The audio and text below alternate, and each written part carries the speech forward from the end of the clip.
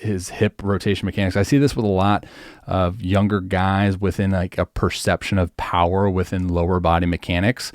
Perception of power meaning, like, think about what does it feel to feel explosive, right? What is the sensation? Usually an elevation, right? So within drive leg and lower body mechanics, we struggle with kind of the terminology sometimes, because I think a lot of kids try to feel explosive, which will lead to this kind of elevating of the hip. If you just look at like the posture of the hips throughout the drive phase, throughout the entire phase of which he descends from peak leg lift and then up until he anchors down. So it could just be a perception of power issue, that he's thinking that in order to feel powerful, he has to elevate this rear leg. You see this knee go into extension. What we want to do is we want to utilize the slope and influence added acceleration due to gravity, right? So we have a slope.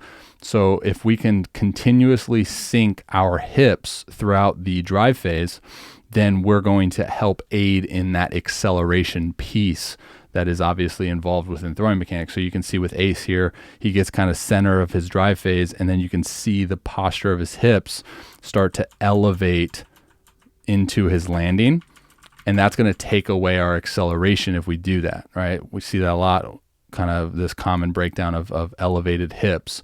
So with Buehler, he's going to utilize the slope to his advantage.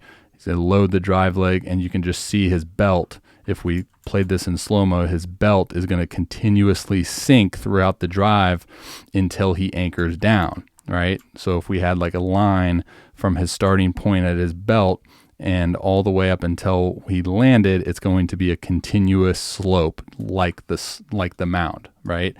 So that's the first and probably the biggest thing that I see within his delivery. Let me say, I think at 13 years old, he moves pretty well. Like he's creating a lot of separation, which is fantastic. He shows an ability to segment his lower body rotation and his upper body rotation, which is, he's ahead of the curve in that regard. That's a very rare thing.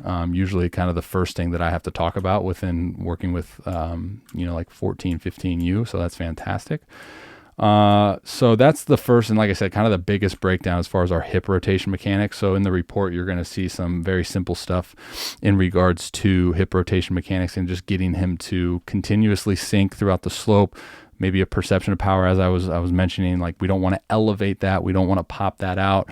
We want to continuously sink and match the angle of the slope to help aid in that acceleration. All right, dudes, thank you for watching that video. If you're interested in booking your own analysis, be sure to click that link. Also, I'm going to be doing a lot of giveaways here in the upcoming months on my YouTube channel, but you need to be subscribed in order to be entered in those giveaways. All right, so you're going to click that link right there to subscribe, to provide some more context on the specific thing that we were just talking about. I included a video right down below. All right, guys, enjoy your day. God bless. Until next time.